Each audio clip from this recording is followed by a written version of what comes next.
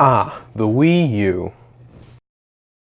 With the Switch dominating as the Wii U's successor, many have already traded in or retired their Wii U systems. Especially after the release of Mario Maker 2, since many had kept their systems just to play Mario Maker.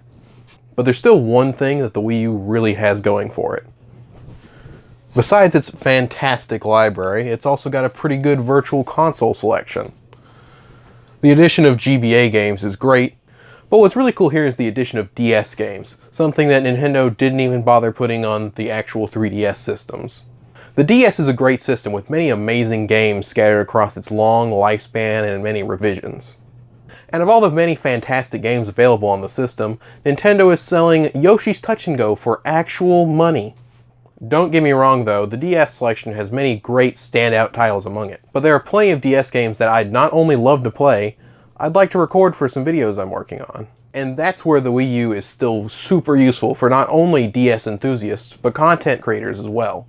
Using a bit of homebrew in a program called NDS to Wii U, you turn your legally obtained game backups into versions playable through the homebrew software Loadine that use the official DS emulator on the Wii U. Now there are many ways that you can play DS games. Not only can you play them on the DS systems, but they also work on 3DS systems. The issue comes with recording DS games. Now yes, you can still buy regular DS capture cards online, but if you're in the market for recording DS games, you'd probably try and go for a 3DS capture card, so you can record both 3DS and regular DS games. Unfortunately though, the market for 3DS capture cards is kind of dry and isn't looking too well at the moment. My Life in Gaming has an amazing video on the current situation of 3DS capture cards, and I really suggest you go watch it if that's what you're looking for. Personally though, I was looking for DS only.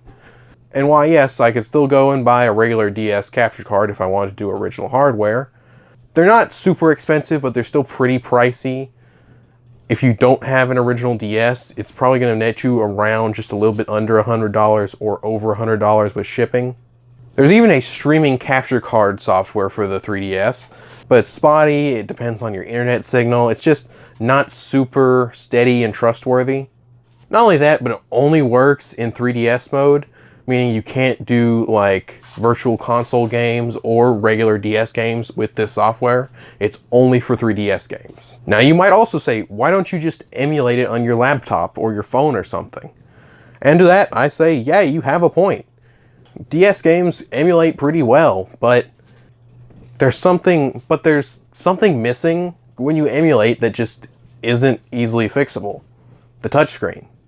Yeah, if you have like a fancy drawing tablet with a stylus, it's close, and I guess you could use a mouse if you wanted to, but it just doesn't feel right.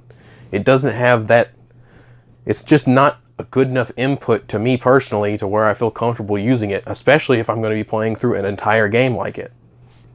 And this is where the Wii U shines. It's got a touchscreen. You can use a stylus. And not only that, but for content creators, you have a plethora of official ways to arrange the screen so you can record them. You can do top or bottom screen focused, one screen on either side. You could do both screens at once in a set of different ways. And they're already fixed to where you can slap an overlay on it and it's good. It looks a lot like how people tend to arrange DS screens for their Let's Plays. You can even play it like this with the DS border around the screen.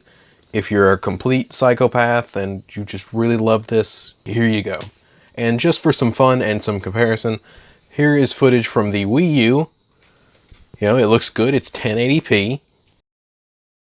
Versus my actual first ever YouTube upload back in 2011 of me trying to Let's Play the same exact game. You know, it's quite a quality difference if I do say so myself. But like a lot of emulation solutions, there are compatibility issues. The emulator seems to not be really built for DSi enhanced games, and there's a compatibility list where you can see which ones work, kind of work, and don't work. That'll link in the description below, where you can check out whether your game may or may not work. Now it doesn't have every game, so you're going to have a bit of trial and error when it comes to figuring out what works and what doesn't. But say you want to do a Pokemon randomizer or something like that. This, I think, is a great way to do that. Most of the Pokemon games work, and the Mega Man ZX series seems to work. And yeah, in most cases, this is going to be a great solution for you, and I think it's the best solution. And yeah, this is probably going to be the route you want to go if you're looking for an emulation-based solution to recording DS games.